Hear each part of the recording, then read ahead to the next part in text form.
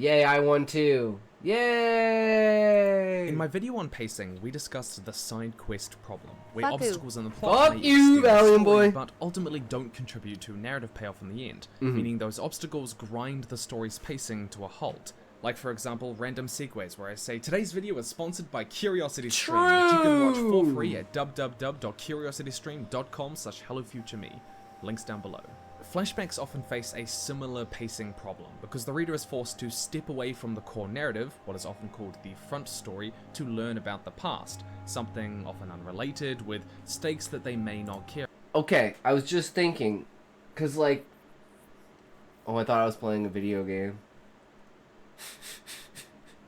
I mean, you can play a video game, and I'm actually retarded, so we're gonna throw that out. I forgot to set up the chat.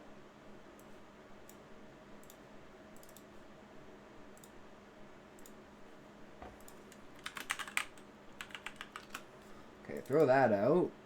And grab these. I was like, why is there this bare spot on my screen? No, that video you playing, I thought I was doing it.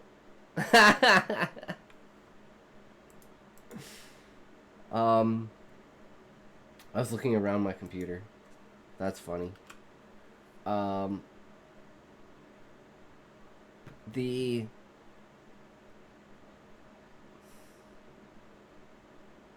how would you say this? Like the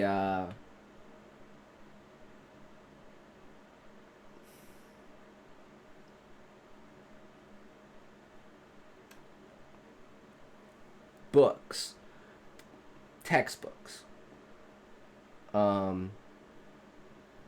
learning about prominent characters from the past. Because one of the things I want to be prominent towards is the structure of how the Adventurers Guild works, which is like a knight squire kind of thing, where it's like you have an apprentice or a journeyman or somebody or something underneath the adventurer themselves. And it's like the squire is basically like an intern in training, and they deal with, like, you know, dealing with the armor, weapons, upkeep, food, supplies, caravan of that adventurer. And that allows them to basically be trained as an adventurer without being able to go, because the biggest problem, like I said, is people would just like go out, like the mortality rate for the adventurers is like 80 to 90%. Like most adventurers just leave the tree, go out into the world, and fucking die because they don't understand the shit. So it's like over this 250 years, they've basically slowly been adding rules to stopgap people from just immediately leaving the tree. So it's like you kind of have to do, like, you have to earn a reputation inside of the tree for like being able to do what you're told and do stuff. And it's like how work is inside the tree is no one is forced to do anything. But people get bored, so they're like, okay, well, I'll go do some work. Whether that's like, you know, mining out the inside of the tree and getting the crystal, using that crystal to manufacture goods. So you're like kind of a crafter, you know, working at markets and stuff like that, being a guard and doing security. Like there, like basically any role that you would think of as like a low, like I'd almost call it like a non-collar job. Like you've got like your white collar job, which is like an office job, right? You've got your blue collar job, which is like a trade. Then you've got like your no collar job, which is like, you know, minimum wage jobs. People who work at Walmart, people who work at Superstore, people who work at gas stations, you know, stuff like that. So it's like all three of these create this kind of class. And basically, if there's not enough work and like volunteers essentially, then they put up quests. So if you put the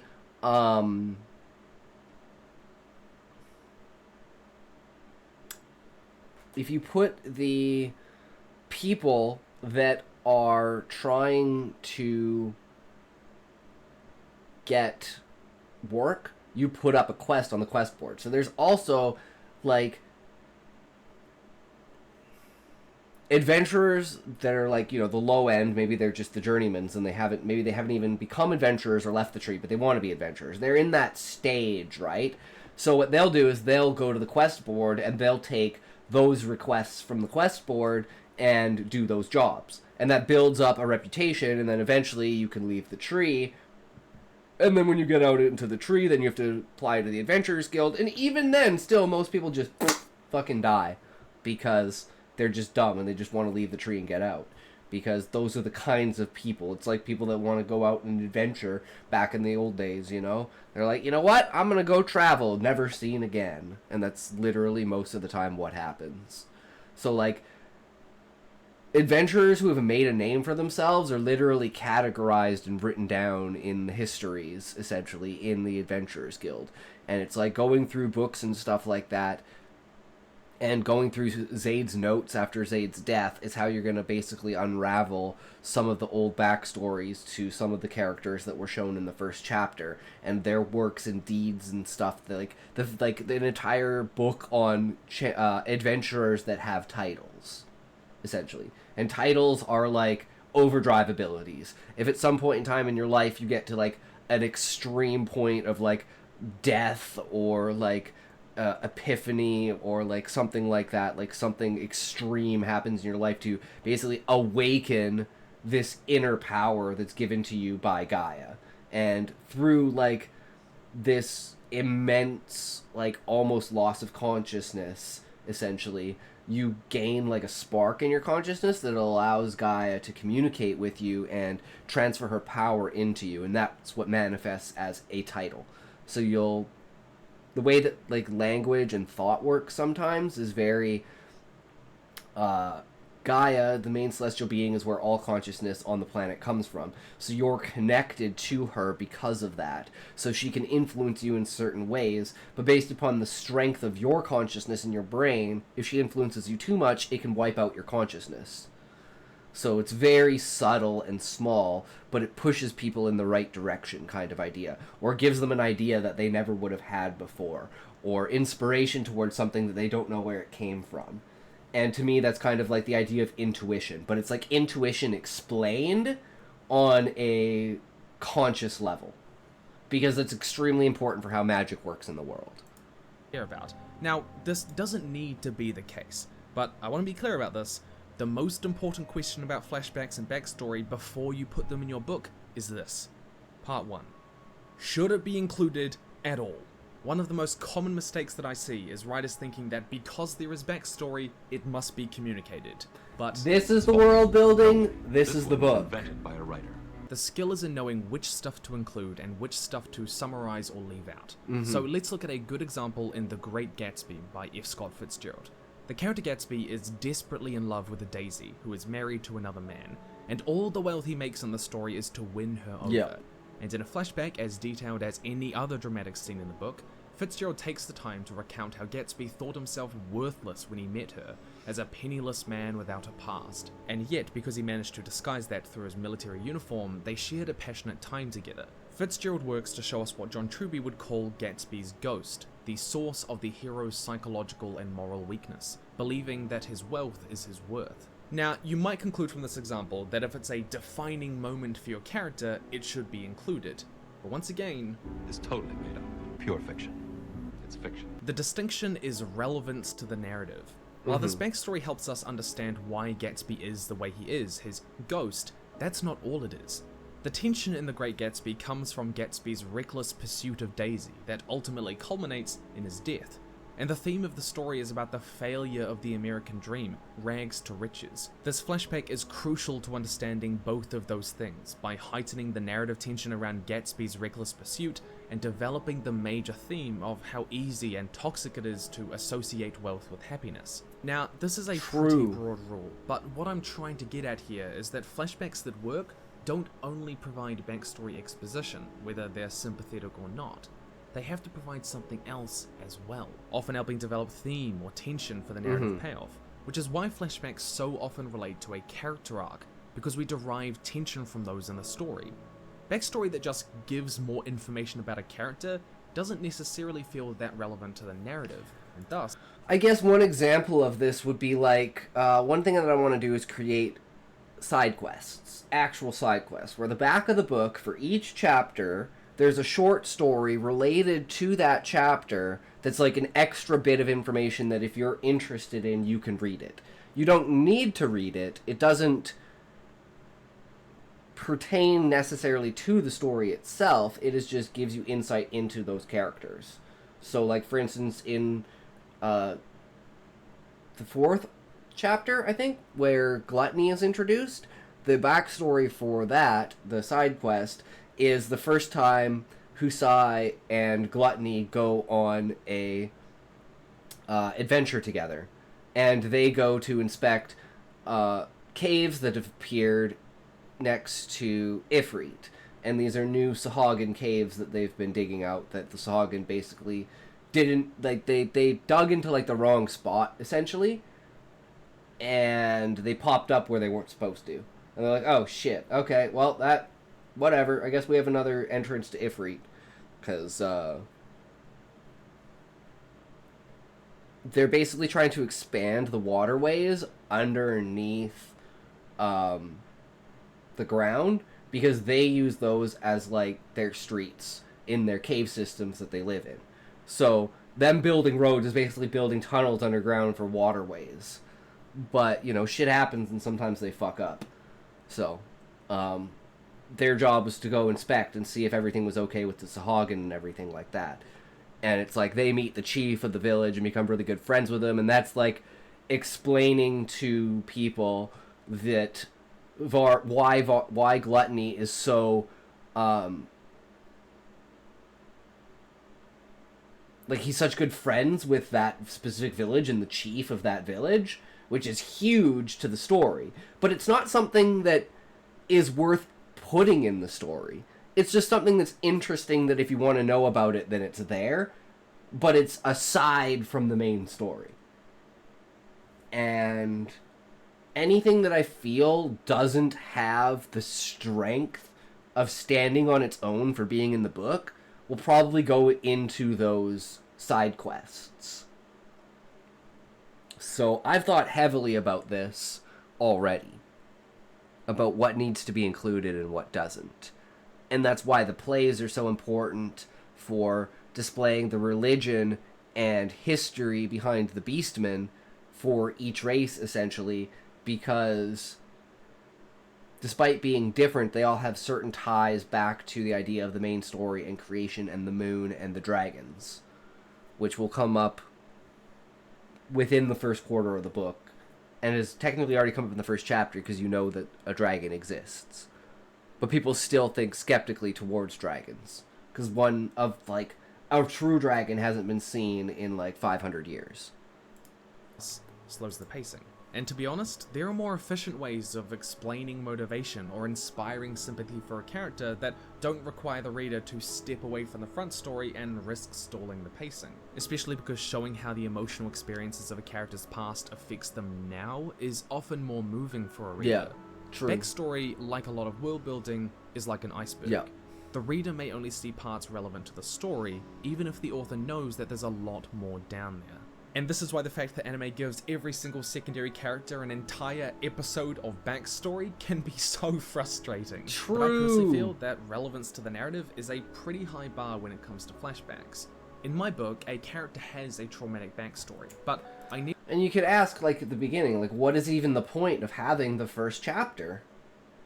And I've asked myself that question so many times, and the point of that is to set the story in a tone shift.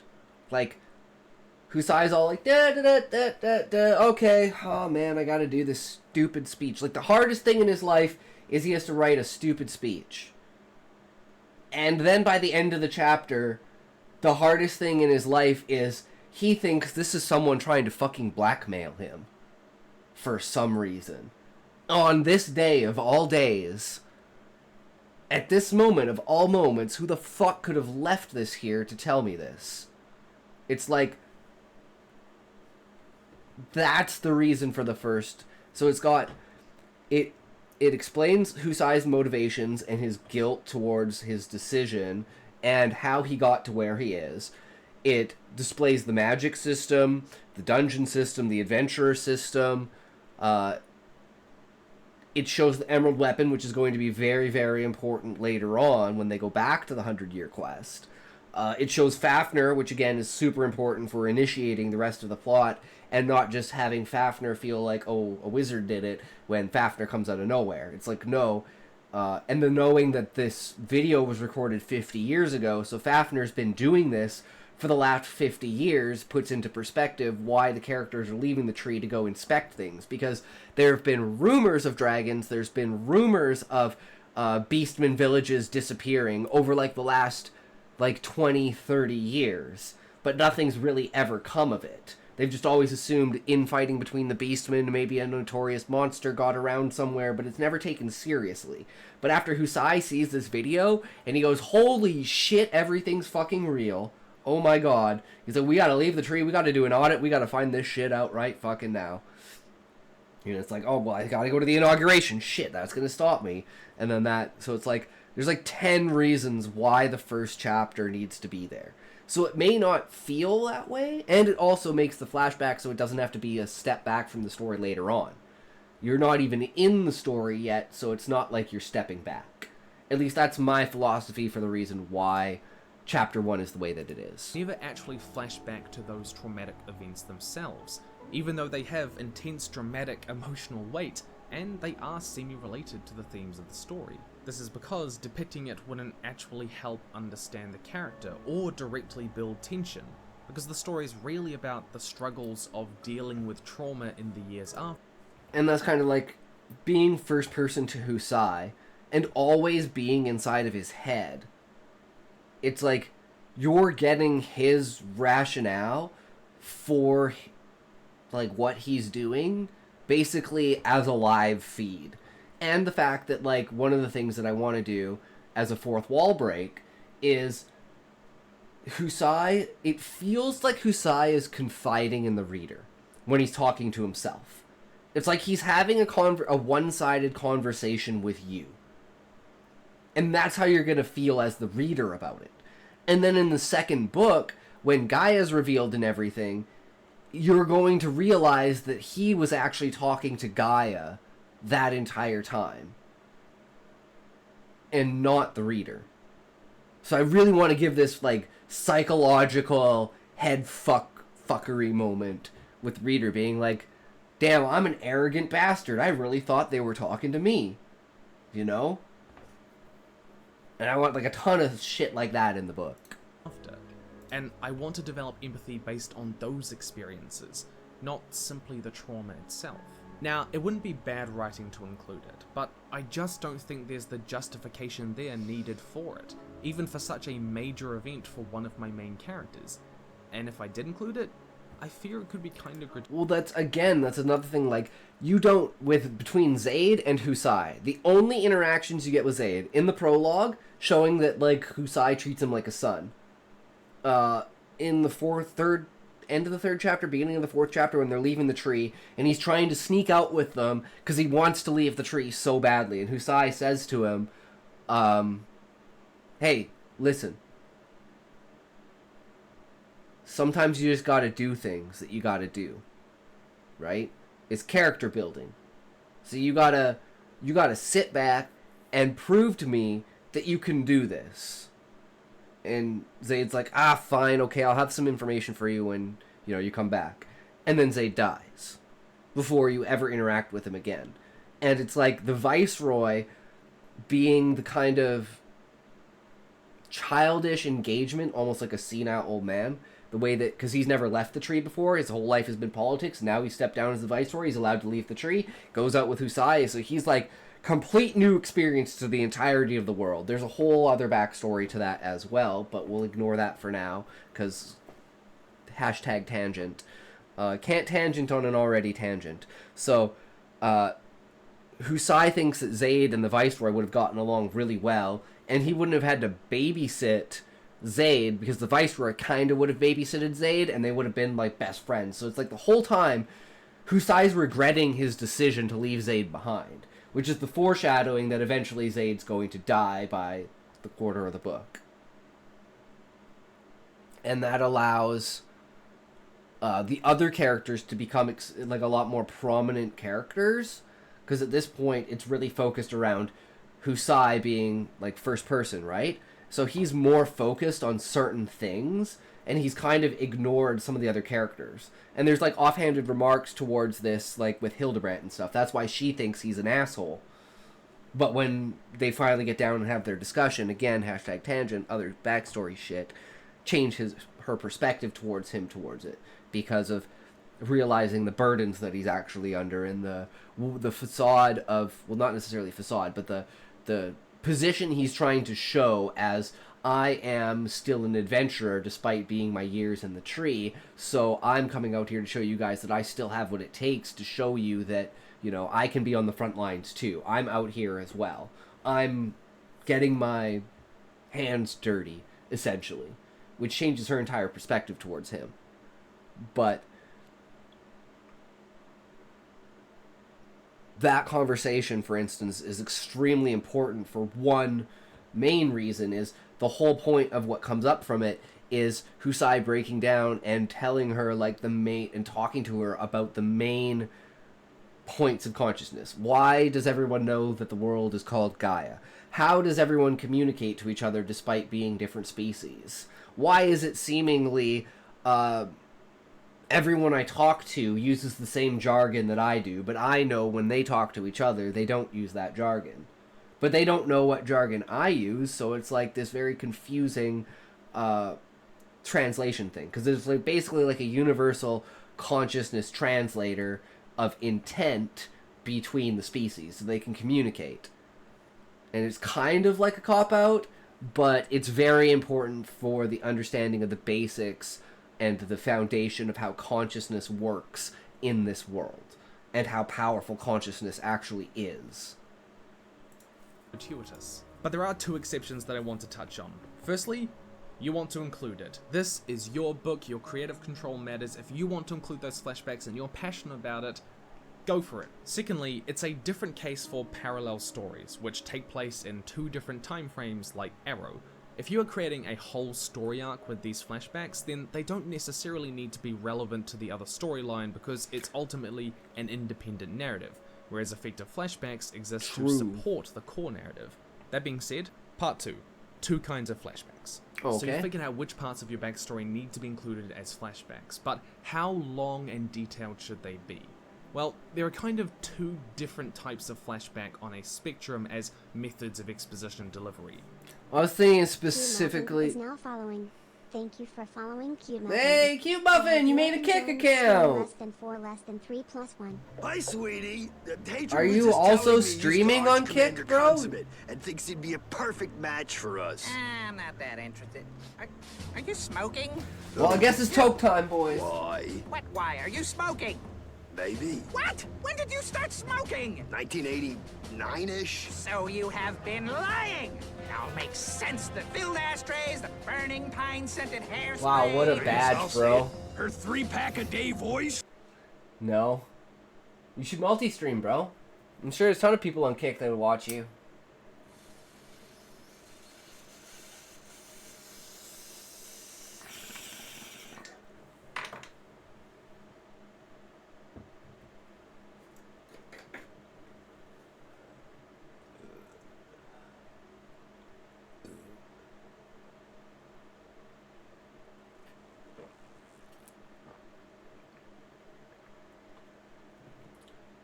Muffin, I would come to your stream, but it was 2 a.m.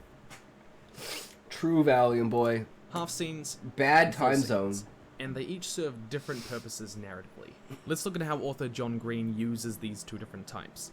The opening of Paper Towns, where Quentin and Margot find a dead body as children, is a full scene flashback. It's got all the sensory detail any other part of the story would have. It's long at 1,500 words, it's not summarized, and it's even separated into its own chapter. This does two things. A, it signals to the reader that this part of his backstory is particularly relevant to the front story in a way that characters simply recounting the event might not be. And B, the extra detail gives these moments more dramatic emotional weight than a character simply summarizing the event would. I recommend checking out my prologues video if you want more specific advice on when to use a flashback as your prologue, like Green does here. True. In contrast, consider this half-scene flashback in The Fault in Our Stars, where Hazel recalls spending an afternoon with her father in a river, just in conversation. It's briefly summarized, it's short. Yeah, this would be the main way that I would do this. Would be like, let's say they're on their way to Shiva. Okay, well now that we know they're going to Shiva, who's the guild master of Shiva? Guild leader of Shiva. And then it's like, oh, throw some backstory. And it's like you've already kind of... It's like there's like a 1, 2, 3 step. It's like the first is the mentioning of the character to give the audience, okay, this character exists. Then the second one is an actual, like, who is this character? You know, what race are they? What job are they? How do they relate to the story? And then the third is actually meeting and interacting with that character. If you get equally popular on both Twitch and Kick, is that just twice the money?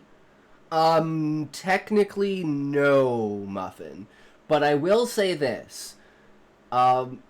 Kick doesn't have ads.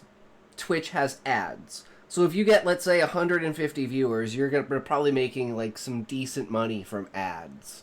Like, we're talking... like, maybe, like, $4 an hour? $3-4 an hour from ads with, like, 150 people? Maybe? Something like that? And... on Kick, you take 95%, but you don't have ads. So, on Twitch, if you get a subscription, you only get half. Whereas on Kick, if you get a subscription, you basically get it all.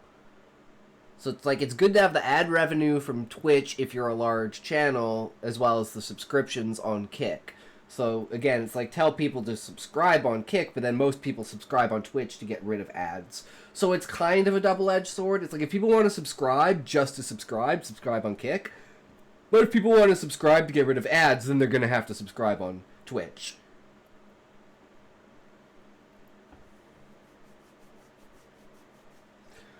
But subscribing on Kick doesn't do anything, essentially, because it doesn't get rid of ads. So most people are probably going to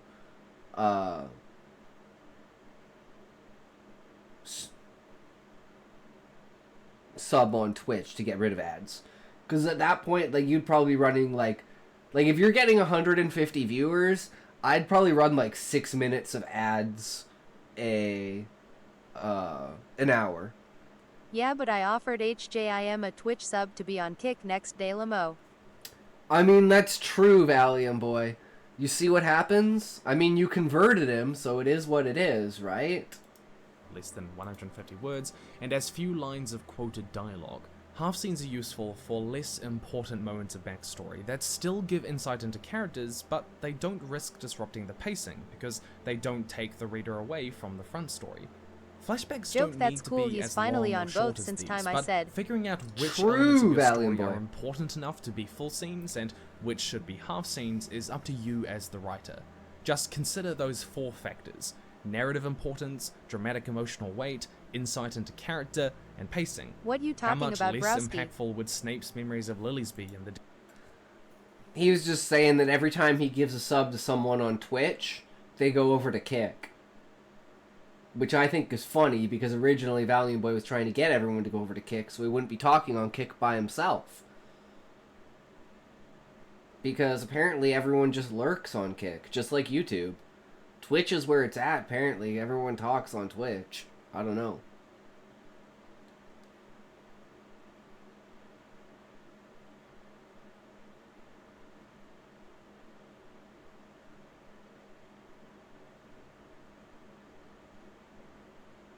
I'm on dick.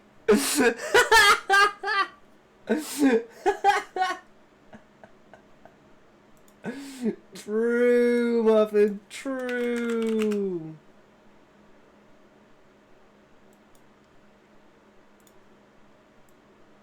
DW, it's cool you're finally on Kick, but like you always used to be on Twitch, so that's cool.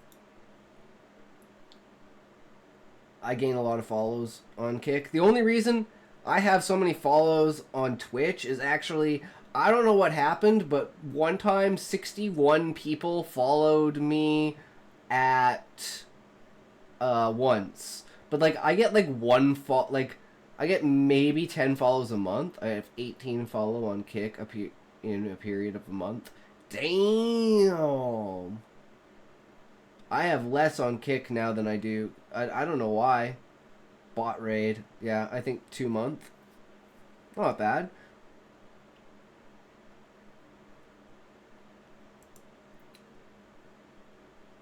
And now that there's actually, you know, everyone's here, let's do this.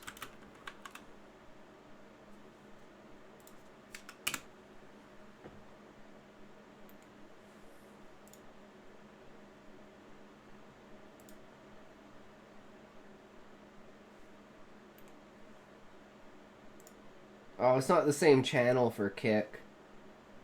But I followed you on Twitch, bro. What's your handle for Kick?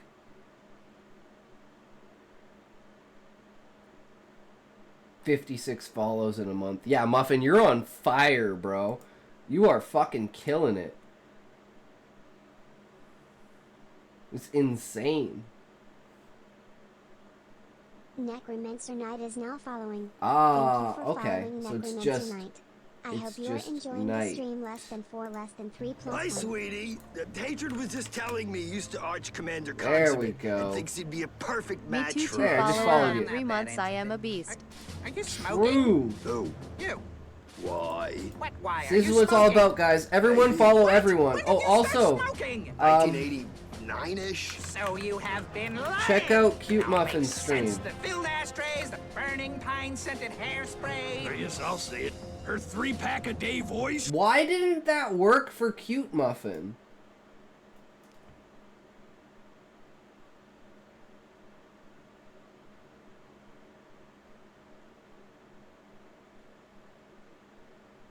Sometimes this macro just doesn't work.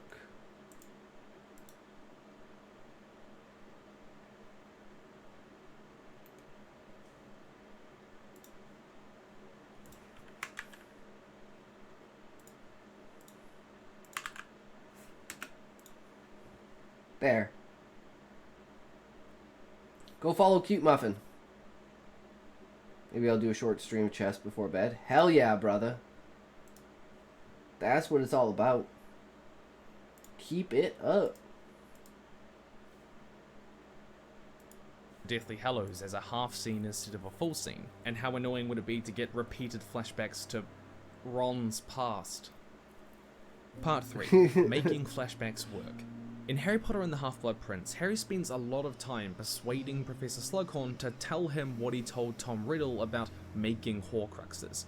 Slughorn gave Dumbledore a fake memory, but eventually gives up the real one to Harry, and the story has a full scene flashback to the past. Even though told from the perspective of Harry... And I kind of figured out how to always see the chat. Is that a logistical problem, Muffin, because of the system setup that you're using?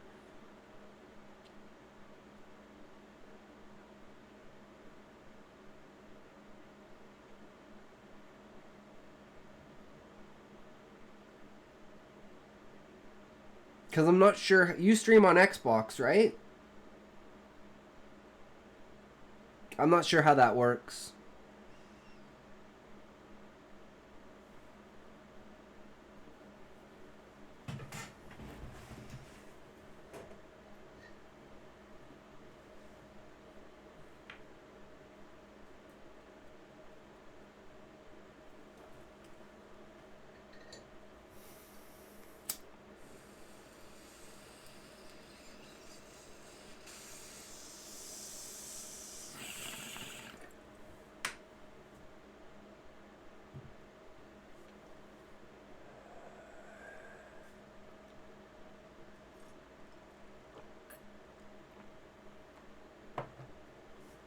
On computer, I was trying to get the OBS chat out, but I just got the Twitch chat into a new window and shortened the size. Yeah, because I have the all chat, right? So I use this. It's an OBS plugin, and I just pull it out of OBS. Like you can like put it in OBS, right? And I just take it out. Oh shit, it resized it. Well, that's my bad. Thankfully, it is perfectly set for like you should see my other screen. Like it's a fucking jumbled mess.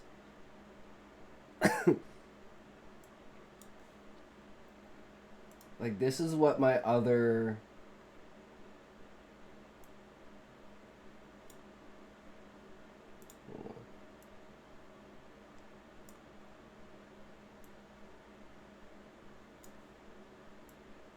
Where is it? Monitor? Is it this one? Yeah. So this is what my other monitor looks like. So we got the OBS, we got my stream, we got the all chat, we got the chats down here, and then I got my notes here. It's like it's pretty complicated on this side, getting everything set up like this, and then you can see like the view counts there and shit.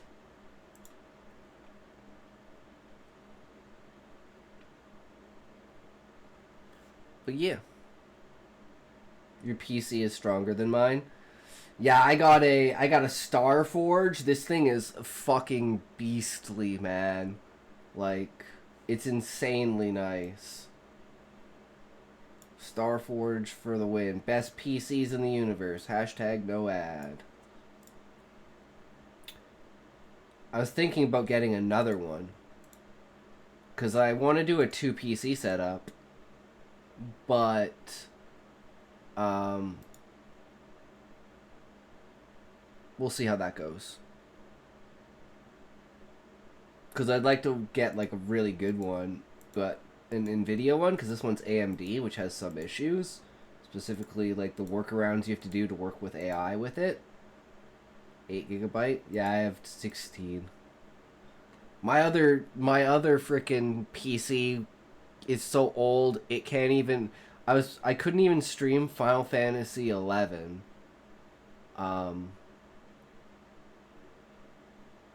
Without lagging. I played on a private server. Horizon XI. Harry, it is fundamentally backstory, but it works for a couple of reasons. Firstly, mystery. Rowling takes careful page time to invest the reader in a question. What did Slughorn tell Voldemort, we wonder? And she gives an answer in a flashback. Brandon Sanderson talked about this technique in saying, flashbacks let you build a mystery and then answer it, or build a mystery and then continue it in an interesting way. So it's often more about the information. Come rate my setup, my stream setup.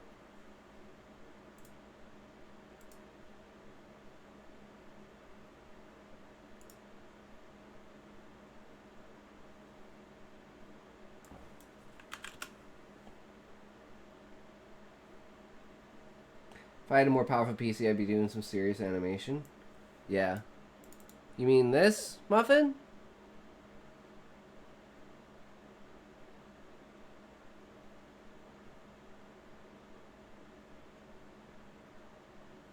Ah, yeah, so you've got the chat there.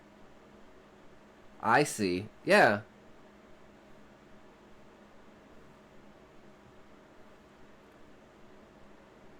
That's cool. If you want a tip, my tip would be how you have, like, for these, so I have all of these different overlays, right? But let's skip all the overlays and just go to, like, the main one, right? So we have the overlay, which is like the background, right? So it's like the entirety of the background. Then we have, this is like my main monitor screen, right? And then this is where my camera is. So it's like, instead of having them on my screen, I have them in OBS. And then that gives you all the options to have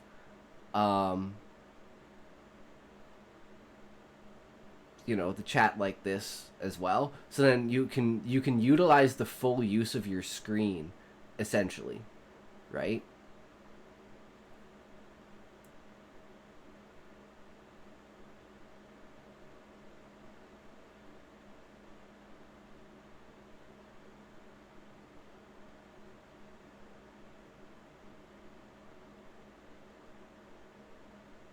That's the overlay. So I have the all chat overlay. And that just places the chat there so that I can have the chat here. Right? So it's like I have it in 2 different places. And then I also technically have it in 3 different places because I have it at the bottom of the screen as well where like I can type into chat. So I don't know if that's something you'd be interested in, like, as a next step, if you know what I mean. Because, like, you're on, like, perfect point. But always try to do more. Right? Oh, that's because when I close OBS, it closes chat. Never mind. Ah, I see. But yeah, no, that's perfect because then you got the chat there, so people can see the chat if they want.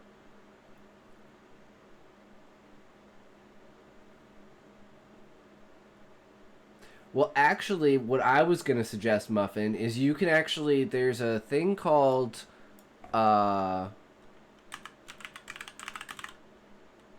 Space Desk. And you put it on your phone, and you can connect your phone as an OBS monitor, and then you can have the chat on your phone. That's what a lot of streamers do that don't have a second monitor.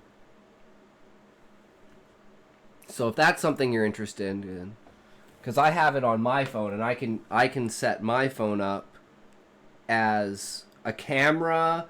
I just watch my own stream for that. Ah, yeah. No worries. Just throwing ideas out there, you know. But yeah, no, I like it.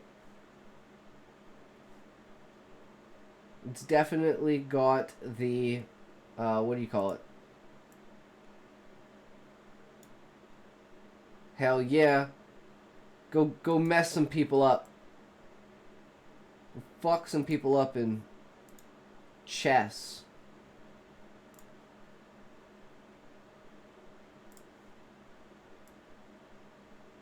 He fucked me up, guys. I got fucking destroyed by Muffin.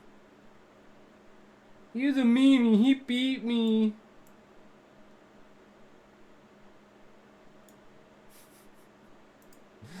Have a great stream, Muffin. Information that the reader knows you're withholding from them rather Try to get than my the kick into my information that you computer. give them. Secondly, Rowling's flashbacks actively move the narrative forward instead of slowing the pacing. When flashbacks work well, they are adding to the forward momentum of the story by giving the reader the information they need to understand the context of what's at stake. The backstory doesn't only build theme or tension like in The Great Gatsby, but Rowling structured her story so that learning what Slughorn I can learn told twice the at riddle once. Hell actively yeah. moves the story into the third act by establishing new stakes, destroying a Horcrux. It doesn't just feel like we're halting the pacing at all. Fundamentally, some flashbacks work because though they step away from the front story chronologically, they stay with it in terms of narrative momentum. So give the flashback something to change your story going forward. Maybe it reveals a foreshadowed secret, or it introduces a new problem. One of the main ones is at the beginning of the second book, which is going to be done in the form of a play, because basically everything's done in the form of a play in this book.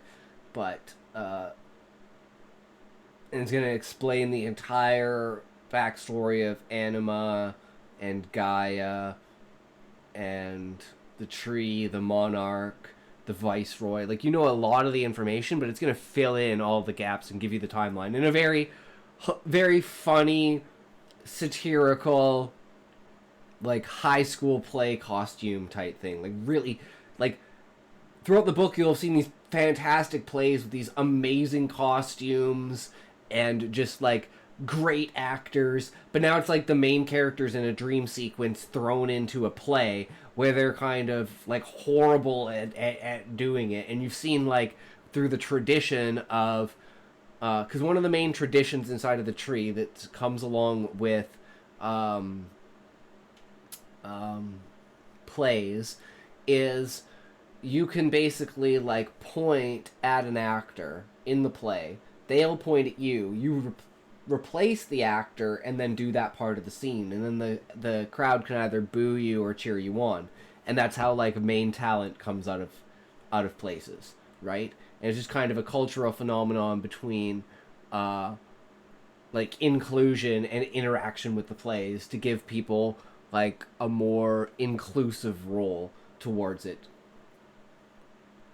And from there, it gives insight into whatever, you know, the player story is about. Because they'll be fantastical, even in this fantastical world, and out of, like, you know, completely exaggerated beyond ridiculousness.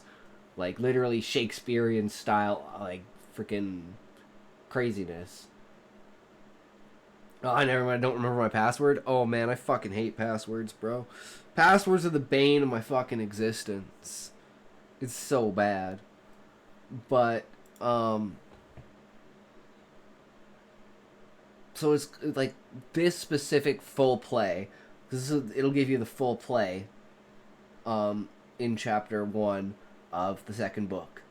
And that is like the closest I think I get to like a main flashback.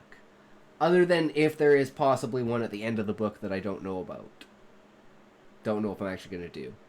Like, explanation about the dragons and the backstory behind the dragons as well. I don't think that requires a flashback. Problem. Now, there are some pretty broad guidelines about not having flashbacks in the first 50 pages or the first 5 chapters, but It's a made-up tale. It's a total fabrication. it's true that randomly splicing flashbacks across your story will be jarring for the reader and stall the pacing, so a lot of writing advice tends to focus on how to best segue into a flashback. Through a book, or a dream, or a triggered memory when a character sees something, that sort of thing. But how you segue in that sense really doesn't matter if you get it right in terms of Part 4, scene structure. One of the things that a non-linear narrative does for you is it allows you to present the narrative pieces in the order that the audience needs for maximum emotional impact. Story structure is less about the chronology of your story and way more about controlling the order in which the reader experiences things. With this in mind, a common structure used for flashback scenes is placing them so that they comment on or give a deeper context to the front story scene either immediately before it or immediately after it. In The Last Airbender, we see a number of flashbacks to Aang's past during the episode The Southern Air Temple. In particular, these center around Aang's relationship with Monk Gyatso, his mentor, but the scene is almost immediately followed up by the discovery of Monk Gyatso's corpse. The flashback here not only built into the episode's tension of Aang discovering the genocide of his people, but it gave extra context and emotional weight to the specific scene in the front story that followed it. But let's take scene structure to a deeper level. In Writing Fiction for Dummies, Randy Ingemerson highlights 2 different types of scenes.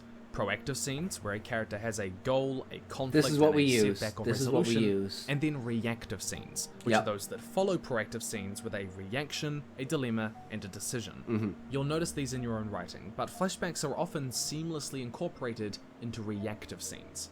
Here's how. In The Last Time We Say Goodbye by Cynthia Hand, the character Lex is struggling to stop blaming herself for the suicide of her brother. In this, Hand writes a proactive scene where Lex has a goal, trying to stop another boy taking their own life, a conflict, she has to break into his house, and a setback. She finds out that her brother called this boy the night he died. The reactive scene that follows perfectly segues into a flashback of the night her brother died. We see her reaction, this is a deep shock, she faces a dilemma, she doesn't know how to deal with her intense emotions, and she makes a decision. She processes them by journaling her memory of the night he died. Flashbacks often detail the emotional makeup or explain the thinking of a character, so they very naturally fit into exploring the emotional reaction that they have, or how they deliberate on the dilemma by showing how they've dealt with things in the past, or how Cynthia Hand does it by integrating it into the decision part. Fundamentally, how you segue into a flashback is a lot less important than where you fit it into your scene structure and narrative overall. True. If you get that right, I honestly don't think it matters that much. Though I will bring up one technique mentioned by YouTuber Shaylin Wrights in a video linked down below about filter words. Filter words are verbs like realized, noticed, remembered, recalled. They remind the reader that they are being told about a thing rather than being shown. Consider this passage in Rainbow Rowell's Eleanor and Park.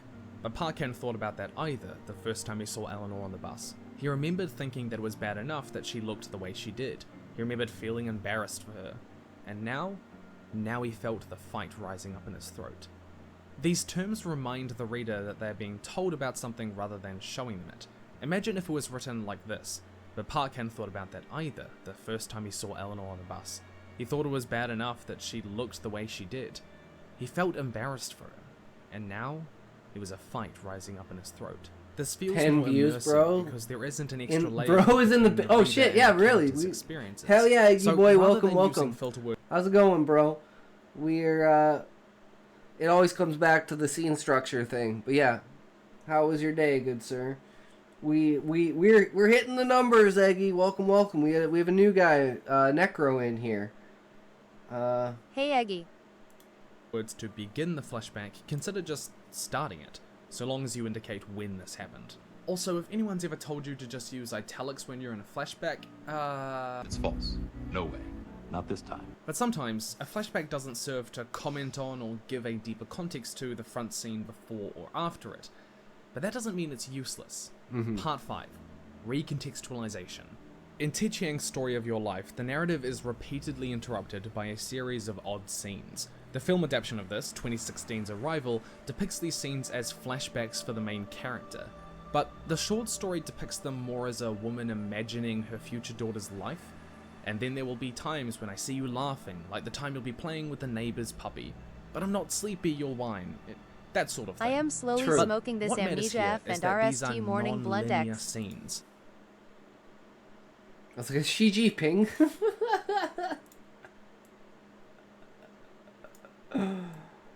Jesus. I have a meeting in 10 minutes and I'm free to troll you and everyone. Alright, sounds good, Eggy. We're writing a story today about a car accident with flashbacks. So at the beginning of the story, you're not going to know anything. I know, right? You're not going to know anything about the character. And then the entire story is basically them hydroplaning off of a cliff and falling off of a cliff and their life flashing before their eyes as they're falling off the cliff. And by the end of the story, hopefully you feel something for the character. That's the idea. They take us out of the chronological narrative, which is the character talking to the There you go! And they don't really provide any extra context or depth to the front story immediately around them. Cool idea. until Yeah, man. The end. Now, spoilers for one of the best sci-fi stories and films ever made, but it turns out that these non-linear scenes are actually flash forwards in time. Because as the front story progresses, the main character develops the ability to see parts of the future. And she now knows that her daughter, her future daughter, is going to die young. At this point, the front story entirely recontextualizes our understanding of these non-linear scenes with a twist at the end. Yeah, Glittering Eggy, these go to scenes Muffin's across the stream, story watch him was still play crucial some to the narrative chess. payoff and the emotional weight of the story and the themes behind it. It just wasn't immediate like we see in The Half-Blood Prince, Avatar, or My Diary from the Edge of the World. And if it wasn't littered throughout the story, then it wouldn't have been nearly as effective if we showed these ideas after we found that out. And because he knew that there wasn't going to be immediate payoff, Ted I was going to say, kind of like the idea of how things are right underneath your nose, but you don't know that they're there. And it's like, even for the reader, it's like they don't know either until you know. Things are just kind of like hidden. It's like there's questions about it, but no one ever thinks of it to be of importance. But nothing that's ever mentioned isn't important. That's one thing that we have to really keep in mind.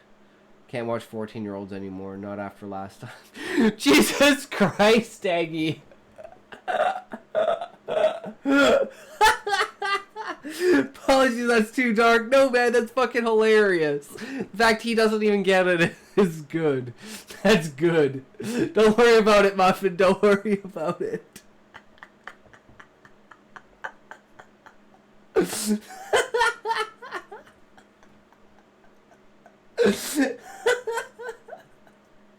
Hey, man, if you can't make jokes, what's the fucking point in life?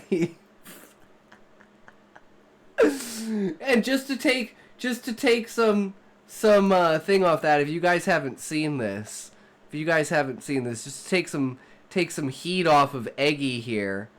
Where is it?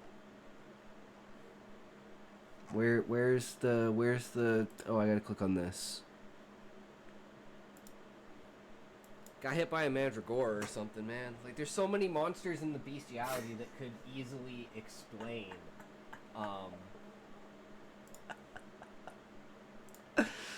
it happens sometimes. Cheating employs a couple of techniques to keep the reader engaged. Bestiary, okay? Scenes in second-person present tense for the most part. You do this. You talk a lot. Sometimes words get fucked. Future, okay. It feels off because not only would we usually read this kind of scene in past tense or future tense, but I didn't even know. Like, fucking Levi clipped dying, it. Something that I had no idea. Usually do. The reader immediately understands that there's something weird going on here. Chiang subtly introduces a question that he answers at the end. And if you're going to pepper backstory throughout the book, then this is a good model. Building a mystery around them keeps them interesting. The Viceroy. Now, remember that quote we had from before about using flashbacks to change chronological order and maximize emotional impact? Yeah, Story of Your Life is a fantastic example of this for that reason. Bringing us to Part 6, Trauma. It's difficult to talk about flashbacks without addressing the context in which they're often used. Traumatic experiences in the past. Now, this is all gonna be, like, this whole flashback segment is going to be, like, the only point I can really see it being of significance in the book and needing it somewhere is Husai's fall from grace. Because it's like 2 or 3 chapters of being inside of Husai's head and Husai's guilt towards Zaid's death, and him reimagining and going through. It's like going through in your head how you could have changed things in order to make things different, right? Everyone's had this experience where you've either fucked up something or someone else has done something and you just wish everything had been, played out differently, and then you think back on how you could have done different, like maybe seen a betrayal coming or something like that, right? Something along those lines. And that's how Husai is really spending all of this time thinking back on his relationship with Zaid, the things that Zaid said to him, trying to remember, like, specifically whenever Zaid was like, "Hey Husai, you should come look at this. I think I figured something out." And looking through all of his notes and everything like that, and eventually, like, putting everything together. But it's just such a strain of dragging it out that it's like the literal feeling of he lost his son, and how brutally it was too. And it's like just everything overwhelming him while all the other characters are trying to console him one by one. Muffin listening old French vibes. And then, other characters recounting about Zaid, and then the final act of it where Gluttony and Varius make a play in order to immortalize Zaid. It's like an ode to the hero kind of idea. And then that kind of kicks Husai out of his stupor. And then he's chilling. I thought he listening to French rap. Nice. But yeah, I think that's like one of the main points we're going to be using. Like the thought looking back of remembering, and like not quite flashbacks, but definitely why is he in a stupor?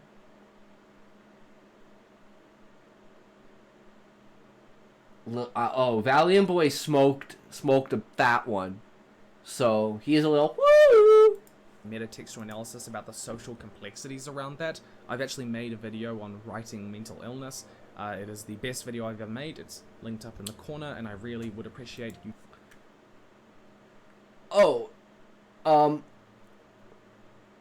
Zaid, Zaid was like his son. So he feels absolutely guilty as to he feels that he killed Zaid.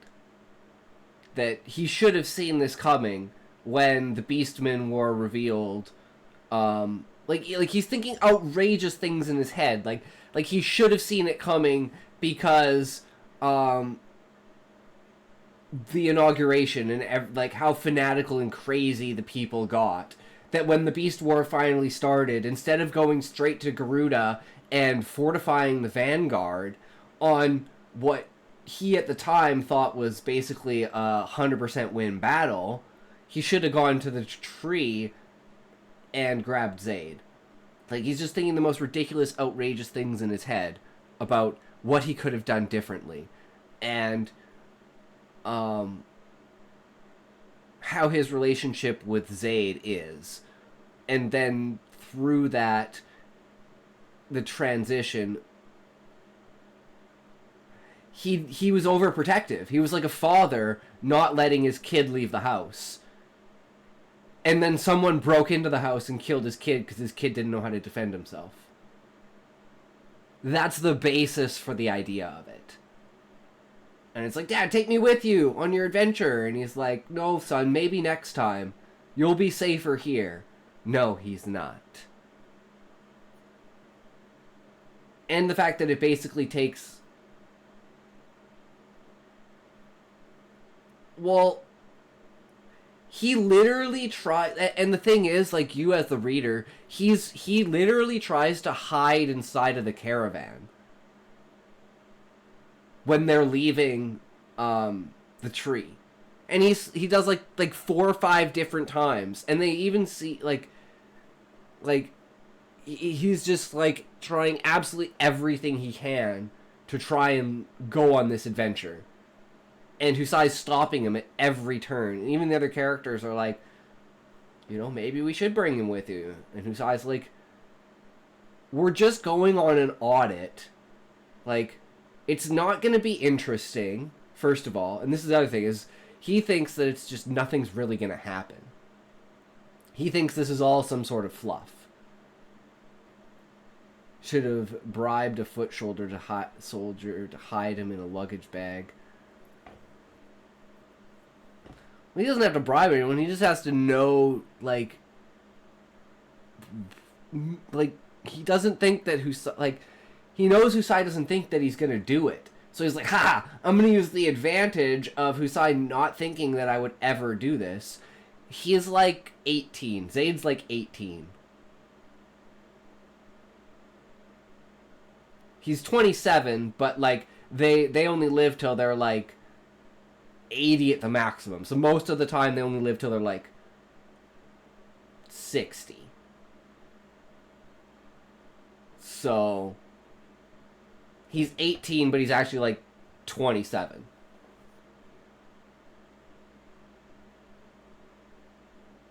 However you want to see that. Maturity-wise, he's 18. Or sorry, maturity-wise, he's 27. Age-wise, he's 18. So, he's like a young man. But Husai's like frickin' 60. So, you know. And Husai's also been an adventurer, so Husai also knows how harsh it is outside of the world. And he's worried that something, like, is coming, right? But he doesn't think it's gonna happen, like, immediately. He's thinking this war, this Beastman war that's coming, is going to be a Zaid's generation problem. It's not gonna happen for, like, another 20 or 30 years. But this is, like, the beginnings of it. And it's gonna start on the outskirts, and it's slowly gonna infest and move itself inwards. So he's gonna go out and try to see what kind of damage control he can do with that to maybe push it back another 10 years. He doesn't expect it to be, like, so far like, into it that it's literally a month away from attacking one of the main cities. That's how much time they've actually given Fafnir to do all of this. But yeah, so that whole backstory thing is just getting emotional inside of Husai's head and showing how far he's fallen and how fucked up his mind is at that point, going from a completely logical and understanding and, like, calculating person to this just, like, depressed, sorrowful, questioning every decision he makes kind of person. He just loses all of his confidence and all of his will. And he's just obsessed with finding something that will give Zayd's death meaning. Now that he's like, Zayd had to die for me to pay attention to this shit. There has to be something in here that was worth it. And there is. He finds the Warriors of Light. So it's very important. And Zayd's death has many different symbols to it. It's not just, oh, I'm killing this character. It's like, at first that's how it started, and then I'm like, how can I morph this into more than that? Because most of the original ideas just started out as bare ideas, and then weave their way slowly more and more into the narrative until it's built its own arc around that specific thing. Because at first it wasn't going to be Zayd's death. It was just going to be, he was just going to be a background character that found the information. But I was like, how do I make that information, like, feel like it didn't just, like, appear out of nowhere, you know? Like, the character all of a sudden decides, oh, now I'm going to pay attention to this character, even though I haven't for the last 10 years. Well, his death is definitely a way to do that. And then the play that I want to do to immortalize him is going to be, like, every time that Varius or Gluttony are in, like, Husai's study talking to Husai about this, they're going to be jotting stuff down on, like, a notebook. And they're going to be talking to Husai about Zayd. And basically they're going to be writing down, like, things that he's done, and they're going to construct this play around his deeds and his personality. Because they don't really know Zayd that well. Varius does because he worked with him, but Gluttony really doesn't. So he's getting, like, Gluttony's help. So a lot of it is just Gluttony actually talking to him, and then Varius, like, emphasizing certain things towards, like, memories of things that Husai knows about, and looking over with Husai at the papers and seeing if they can find anything, because Varius has also worked with him. And then these moments will kind of come back in this play as, you know, fruitions that came from the flashback moments of that arc. And then showing that Husai's perspective towards those memories changes. And instead of, like, hatred and sorrow and fear towards them, it's more of a reverence, understanding, and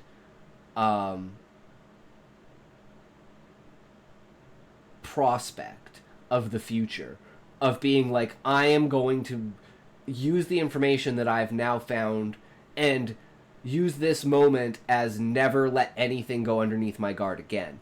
And this creates another flaw in Husai. So he loses one flaw and gains another, because now he turns to the Viceroy to treat the Viceroy as a father figure. And then he gets completely decimated again at the end of the book when the Viceroy turns. So it's like he lost what he felt like was his son, and then he loses what feels like is his father. And then he has to make the realization that the people that are actually around him are his family. And he needs to stop focusing on just, like, a single individual and be the leader that he truly needs to be. And then he comes back even stronger in the second book. And it's like the entire character building of him is completely around coming out of that stupor and realizing that he is as important as people believe that he is. And this comes down to, again, the fact that he's human and there are no other humans. So, again, he still has to answer this puzzle of, what am I? So, and that was one of the main influences of the play, is the question to Zayd, who am I? And that made Husai introspect about, who am I? And then that brought him out of it, to be like, all of these combining factors layering up to push him above the dirt and give him a breath and rise him up and make him a better person. And that's how his main character arcs will go, is like, you know. And then, of course, there's Hildebrandt, where he, like, you know, changes her entire perspective towards him, and then they basically fall in love with the whole, like, they're two different species, but it's like the anime friendship love, where you know the characters are in love, right? Just the way that they act. And Hildebrandt becomes Husai's crafter, so the way that I want to show her affection towards him is the way that she handles his equipment. And I want that to be like in Full Metal Alchemist, how Winry handles Ed's automail. Just that reverence and care that she has for it. And she's always carrying the kit around in case she ever needs it. And it's just like that show from the character of their affection and care for another character through an object that's related to that character. Because they are not always with that character. And the only times you ever see it are when she's with Husai. And you start to notice it after she gives up being an adventurer and becomes a crafter. After she talks to Husai and gives up. Because she's basically one of the other members of the party dies. And she can't deal with it. She's had adventurers die before, but not someone like that close to her kind of idea. And she feels it's her fault, even though it's not. They're either killed by a Malboro, or they're killed by a Tonberry, or they're killed by like some stupid move in the Final Fantasy thing. Like maybe a bomb that blew up when it wasn't supposed to. Like something stupid is supposed to have killed this guy that she feels she could have prevented because she's a healer. That's my one meeting done for the day. Time to talks and goon for 8 hours. Hell yeah, Eggy, we're going hard, man. You're going to watch that if you are interested in that topic. But flashbacks are often used to show the origins of trauma, particularly... One complementing factor when it comes to creating art about suicide is the fact that many of the features that make for a good story are also those known to contribute to suicidal behaviors. Oh yeah. That topic. But flashbacks are often... And my wife is away the whole day. LMAO. I'm going to go absolutely feral. To show the origins Hell of trauma, yeah, Eggy. particularly through repressed memories. And they are effective as full scenes for all the reasons that we've just discussed. They make clear how important... And that kind of throws into the Viceroy, because he has the good partitioned brain that you actually care for and like you like, and that's the character that's been building up the entire story. And then his bad, evil anima controlled personality that comes out at the end of the book, and he switches sides to the Monarch. And it shows like Husai's strength, me and the dog, as soon as she steps out the door. Boom! Doing backflips, flipping all over the place. Let's get out of here. Let's go, bro. Nothing left to do. My coworker has a dog that walks itself. It will always hold on to its own leash. No matter what. It just loves to hold on to its own leash. You can let go of its leash and it'll be like, no, you hold on to that end. I hold on to this end. This is the deal. No, that's not my garage. That's my basement. That's my basement. There's like a pool table down there and shit. There's actually really nothing down there. You should. It's okay. Was it Valiant Boy who thought that was snow? Or was it Levi who thought that was snow? Oh, talks be big money. No. Okay. So you want to hear the lore on that? That is probably bigger than my whole apartment. Yeah. So the lore on that is, so I live with my parents. It's my parents' house, but you know, like I said, we have a really good family, so you know, it is what it is. So I have, you know, my own room and everything, but it's like me and my brother live here, and many such cases, yeah. But it's like, so my dad worked for the government. I'm Canadian. So let's do the story here, the lore.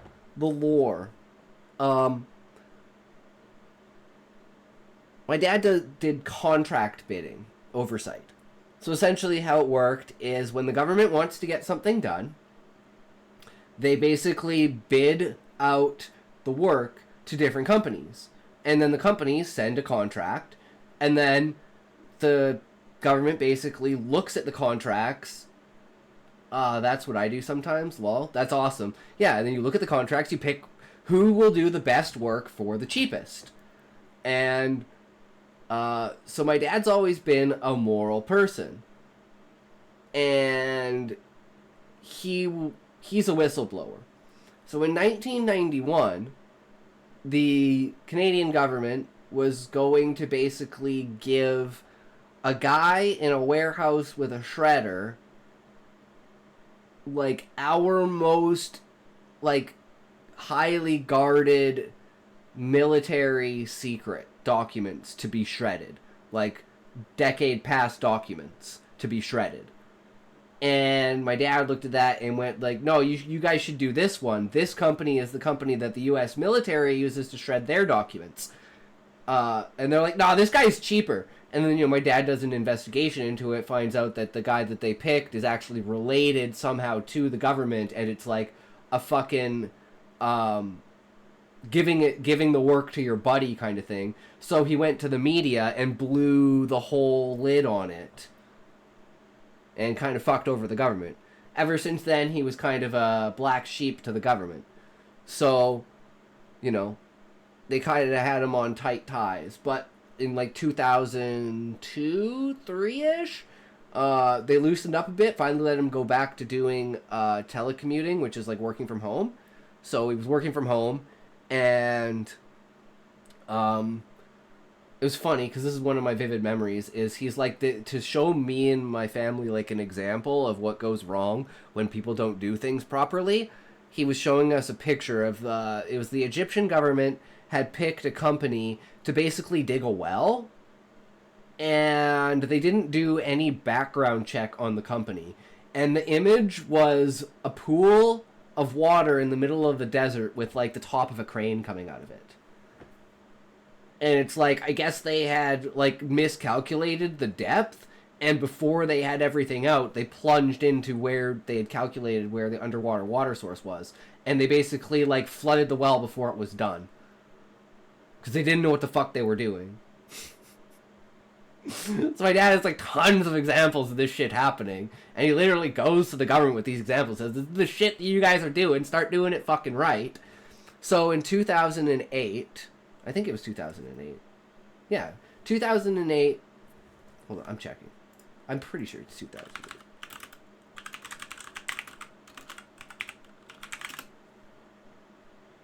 No, it was a 2010 Winter Olympics in Vancouver.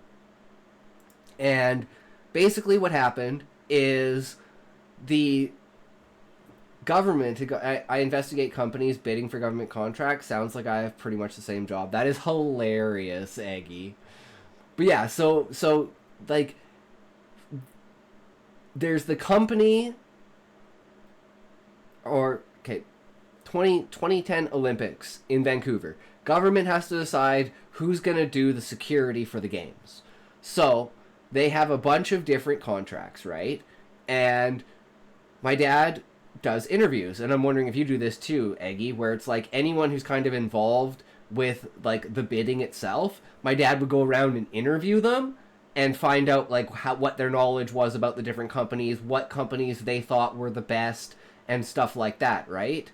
Well, my dad goes to like all these RCMP officers, and they all, every single one of them says the same company.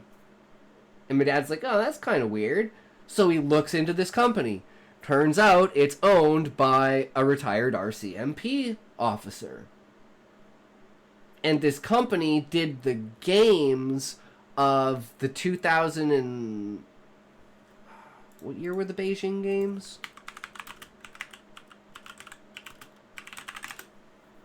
Did they all own a share in it? Yeah, that's what my dad found out. So they were basically giving $1 million contract. 2008 Beijing. Yeah, okay. Yeah, there's the 2008. They did the games for the 2008 Beijing, but they'd never done security before. So my dad was like, well, this isn't really a security company. It's just owned by a former RCMP officer who like hires like, I guess, RCMP officers as their security. So it's like they don't need to do security because they have the RCMP, which is officers, so that's already their security set. Even though that's really kind of fucked up in like, you know, and suspicious and red flaggy in a lot of ways. My dad was like, no. So we went to the media, tried to blow the whole thing up. Huge fucking thing. They took away his telecommuting. They basically took away his pension. They basically tried to fire him and all this. So he went as far up into the government as he could, and eventually wound up talking to the prime minister and got everything fixed, got basically triple his pension, and retired at 56 instead of 65. And then spent since like 2006, so he spent like 6 years going through fucking hell. Not knowing any job security, family was fucked.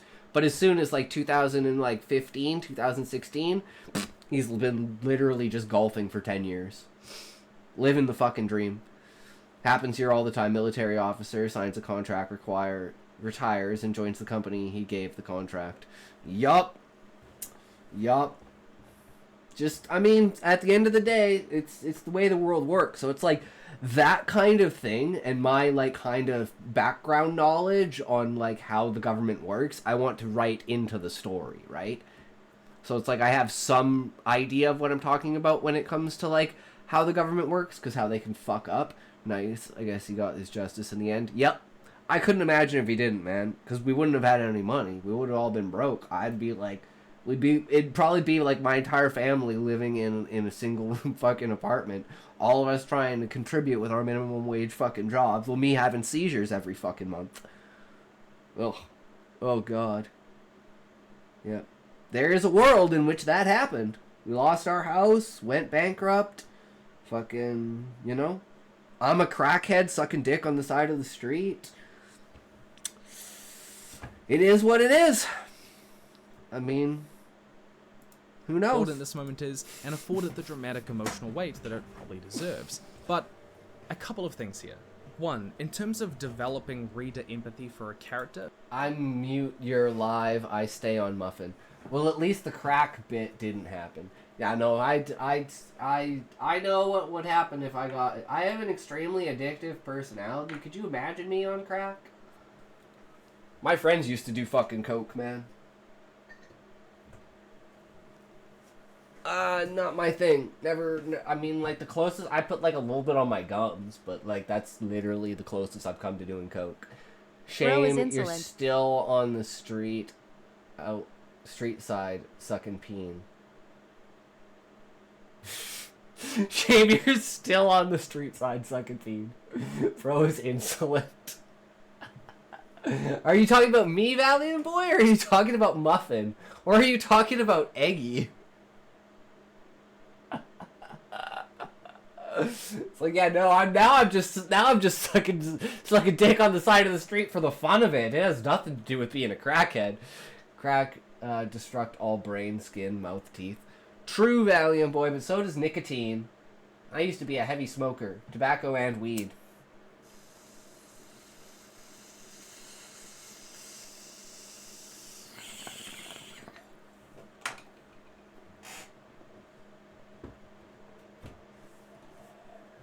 Suck at penis for bus fare walking home. Wow, Eggy. That is genius. That is absolutely genius. Because you have to put them in a situation where they're going to let you suck their dick, right? So you're saying like it's for bus fare, but you're just doing it for the fucking fun of it.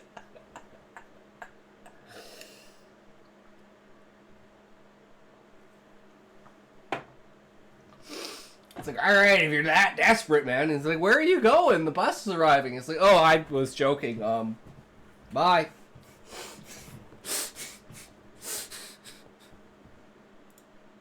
Trauma is just as much about how it affects them. Weed isn't hard drug. Yeah, but weed can still fuck you up if you don't know, like, you know. You don't know what you're doing. You can still fuck up on weed. It's just not the same. But I mean, people don't consider alcohol a hard drug. I consider alcohol one of the worst drugs.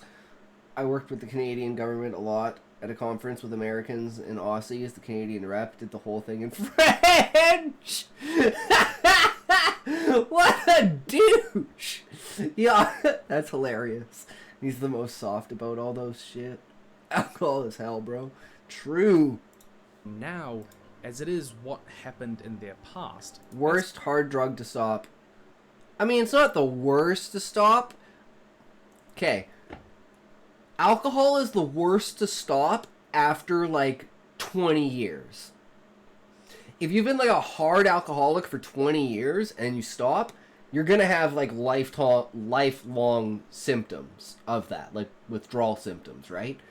Whereas, like, you can do, like, heroin a couple of times and, yo, do not fear, little old Trav is here. Nice! Welcome, Traveler86. How's it going? She was fucking insane, honestly. The only bit she did in English was 15 minutes about how bad Canadian unions are, and she was the most senior person, so nobody could stop her. Oh, God! A French-Canadian Karen. It's all gravy, baby. Hell yeah, Traveler. That's how we like it. Did you stream today, good sir? And if, since we got more people in here, if everyone wants to, check out The Traveler.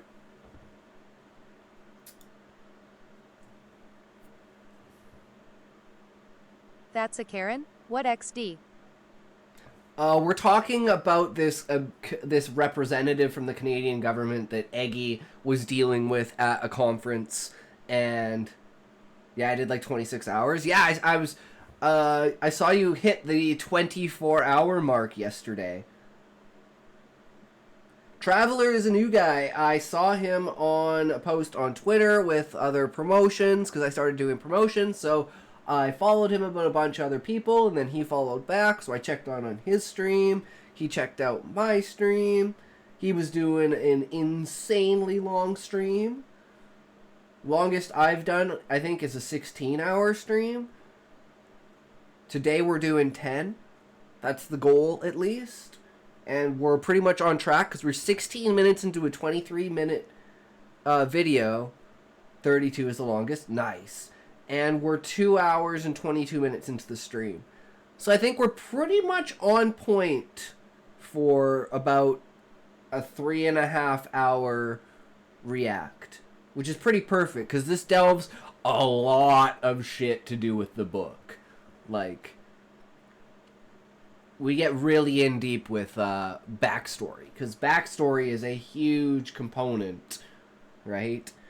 So even knowing what the backstory is for some things, we still... Itox, you serious? You put a whole vote for me? About my coming. Wait, what, Valiant Boy? Vote about what?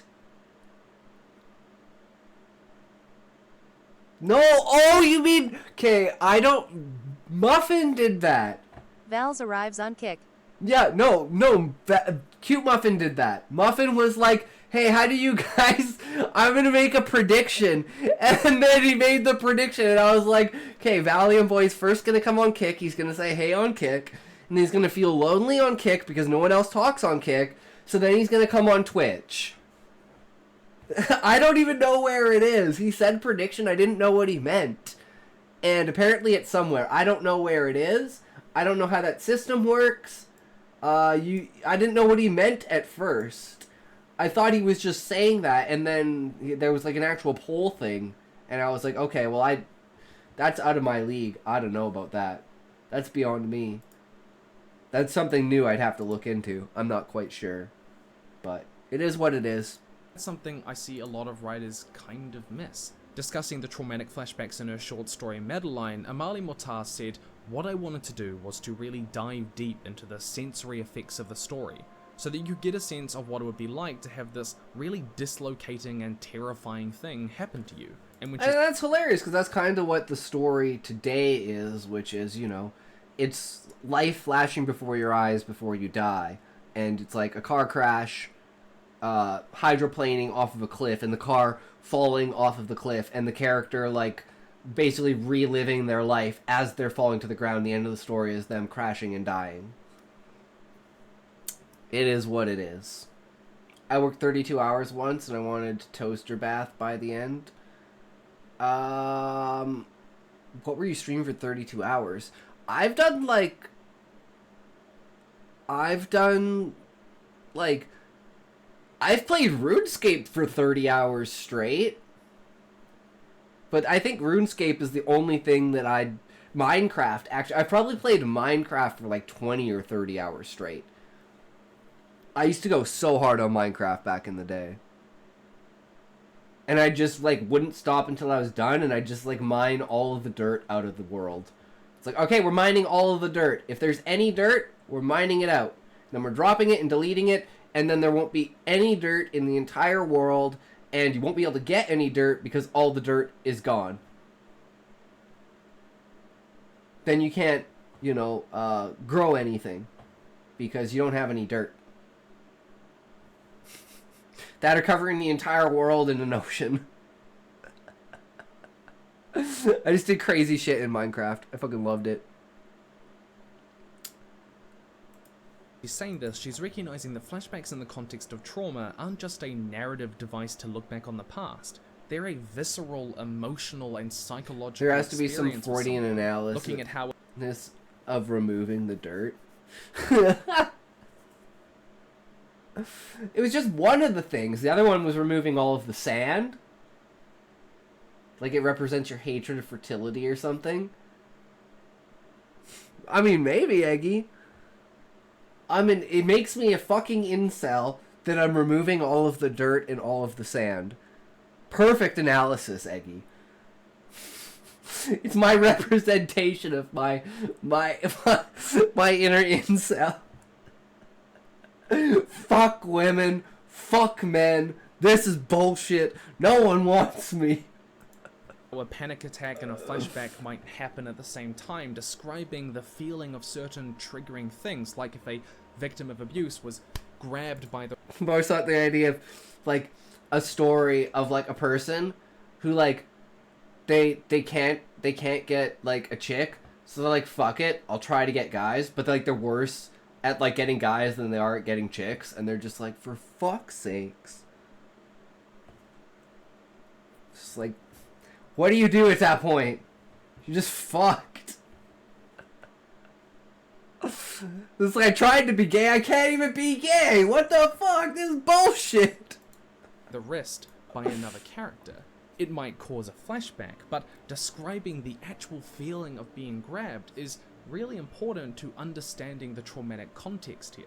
And as I said before, in my book, I'm not even showing those traumatic events in flashback, because I want my story to be about how they deal with those things now, and the struggles around that. Secondly, memories are not necessarily accurate or concrete, and this is especially true for traumatic or repressed ones, and they don't usually come all flooding back at once in one grand narrative reveal. Now, that doesn't make it bad writing to have accurate flashbacks, or to have a lot of memories all come back at once, but you can use an unreliable narrator for effect. Just remember that people often have nebulous memories. Yeah. Nebulous. That's one of the big things too about the story, is it's through Husai's eyes, right? In first person, in his head. So things that characters tell him are misrepresentations, straight up lies, embellishments, misremembering, misspeaking. There's a little bit of the language barrier idea with consciousness and jargon and stuff. So intent is a little slippery with how it can be interpreted sometimes. Kind of like the idea of poetry. And that's how it's like it weaves language into this system of like representation of the emotional feeling of the character, even through Husai's eyes, through like how their voice feels, right? And how like because their intent in their emotional state is also transferred through their voice. So if they're afraid, they'll speak as like, you know, and give off the feeling that they're afraid, right? Speak with a manner that's like fearful, right? like a stutter to their speech. Something along those lines. Nebula. That reminds me. It was a grey summer day when I discovered Nebula, a video platform with creators like Just Right, Lessons from the Screenplay, Lindsay Ellis, and others. It was a land of milk and honey. There were no ads at all, meaning it was built by and for creators. And this magical place, Well, how do you Nebula, pay I for know it, there then? as well now, and I know how you can try it. Oh, that's right. You pay for The it. subscription service with thousands of documentaries, like the one that I was watching. I only do same free great stuff, summer sorry. day, I'm a about the cheap-ass seemingly bitch. fantastical tale of Hannibal's If it ain't march on free, Rome, crossing fuck it. mountains with war elephants to march against the greatest empire the world had ever seen. Normally, CuriosityStream is $2.99 a month, but if you go to God, that's like half my paycheck. .com/HelloFutureMe and use HelloFutureMe as your code at sign up, you'll get both CuriosityStream and Nebula for free for a month. Go check it out down below. In summary, firstly, like world building, not all backstory needs to be communicated. True. A good test is whether it is relevant to the narrative, helping develop tension and core theme. This is often through showing the reader the ghost relevant to a character arc. Secondly, flashbacks can be written as half scenes or full scenes. The more narrative importance, the dramatic emotional weight, insight into character a backstory moment has, the more detailed it should be. But the longer it is, the more likely it will slow pacing. Thirdly, flashbacks are often made more effective by generating intrigue and mystery around them before they are revealed. One way to avoid pacing issues is to use them to move the story forward by establishing new stakes, introducing a new problem, changing a character's position in the story, altering how the story works going forward. Fourthly, flashbacks can be used to manipulate story chronology for maximum emotional impact. This is often done by A, using a flashback to comment on the front scene immediately before or after it, and B, using one in a reactive scene following proactive scenes, either in the reaction, dilemma, or decision stages. Fifthly, filter words usually make flashbacks less immersive. These are words like remembered, felt, and recalled. What matters is indicating when it takes place. Sixthly, flashbacks don't need to comment on the front story scene if they're going to be wholly recontextualized by the end through a twist. They still assist in narrative payoff. However, developing a mystery across them will help keep them interesting till that point. And seventh, trauma. Flashbacks can be used to explore trauma, but the experience of trauma is often just as much about how it affects them now as it is what happened. Repressed memories are often unreliable, have gaps, or psychologically painful to recall.